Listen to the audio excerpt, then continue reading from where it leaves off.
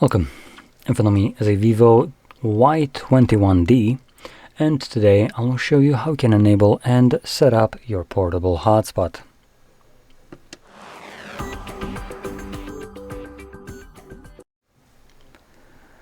So, to get started, swipe down from the top of your screen.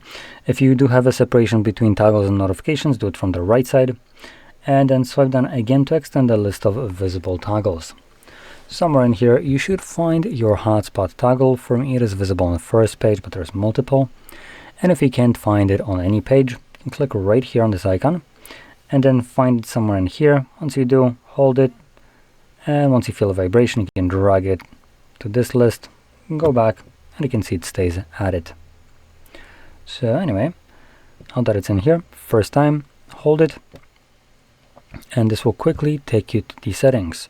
Reason for navigating to the settings is that you will find password in here that is completely randomly generated. So without navigating here, you have no way of knowing what it is set to. We're going to get rid of it and then set up our own new password, which will need to have at least 8 characters in length. Now that can be letters or numbers, or both, and I'm just using numbers for simplicity. Now we have additional options in here, like AP band, which probably actually contains both of them, 2.4 and 5 gigahertz.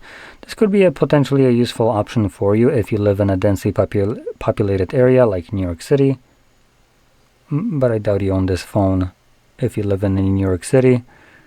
So anyway, the benefit of the 5 gigahertz over the 2.4 is the fact that in densely populated areas, networks like this can interfere with one another, specifically the 2.4. While 5 gigahertz can theoretically do that too, the frequency is much more like open for it, so that is a less of a problem with the same amount of signals.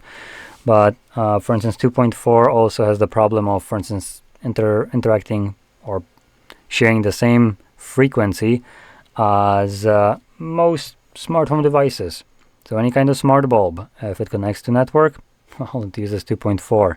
So a single household can have dozens of different 2.4 gigahertz signals, which therefore could obviously create that traffic, those interference with one another, and yeah.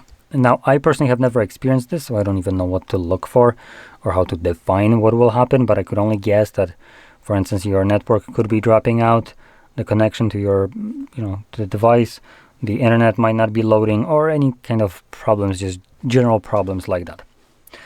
And if you have such a problem, all you need to do is swap it to the 5 gigahertz. But I do want to point out 5 gigahertz is an improvement over the 2.4, not only in the interference kind of problems, but also it improves on how many devices can be connected to that kind of network, the speed of that network, and the latency of it, which for mobile network only the interference part really matters. Rest of it, you're most likely bottlenecked by your mobile provider anyway. And last thing is, and that one will be the most important, if you select the 5 gigahertz because you have some kind of problems with that interference, if the device that you're trying to connect to this hotspot with doesn't support 5 gigahertz, you just will not see this hotspot at all. So for instance, if you're trying to use your hotspot in a coffee shop on a laptop that you brought with you, you turn on the 5 gigahertz. If that laptop is old and it doesn't support 5 gigahertz, you won't be able to connect to it. You would need to go back here and change it to 2.4 and just deal with that interference. Now, another thing to mention when it comes down to this, easy way to define what supports what. Well, easy, maybe not so easy, but anything that is labeled with Wi-Fi, just Wi-Fi, supports 2.4. No problem, it does it. Now, anything that is labeled as Wi-Fi 6, I know that it seems like a missed opportunity considering we have a 5, but anything that is labeled as Wi-Fi 6 supports the 5 gigahertz frequency. Now, to add a little bit more info, which isn't really apparent right here, there is also Wi-Fi 6E. Now, those devices have 6 gigahertz network or frequency. Again, like I said, a little bit of a missed opportunity there for naming. It almost, like, we could have just kept 5 and then put a 6, but whatever.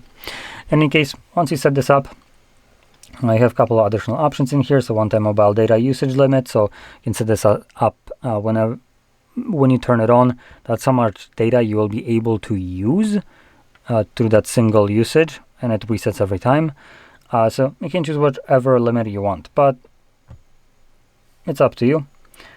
Maximum number of connections, I personally like to select it to 1. It's not a freaking server right here, so yeah. And that's really everything that there is to the settings. Last one, just as a quick mention, is the name, which you can change, but it's the name of your phone every time, so that makes it a little bit easier to locate what kind of Wi-Fi you're looking for. So anyway, let's close this up.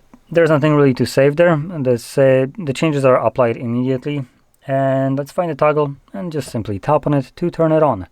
Now, one thing to remember is Hotspot does consume more of your phone's battery, or in this case, maybe not more, but what it does is turns off your Wi-Fi. Or not.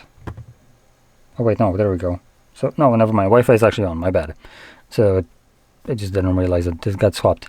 So yeah, Wi-Fi stays on, so yeah, it will consume more of your phone's battery. So once you're done using it, you can just simply tap on it like so to turn it off. And in case, with that being said, I hope you found this very helpful, and if you did, don't forget to hit like, subscribe, and thanks for watching.